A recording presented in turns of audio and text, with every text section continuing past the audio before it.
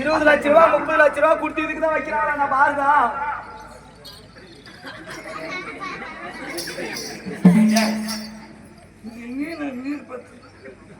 நானா எங்கடா கால்வா ஸ்பீடிய தேர்ந்து முடிக்கிட்டியா?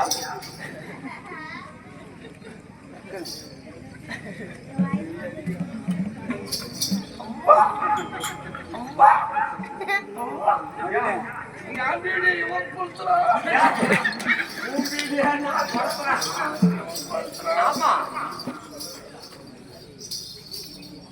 இப்ப என்ன பண்ணிட்டோம்?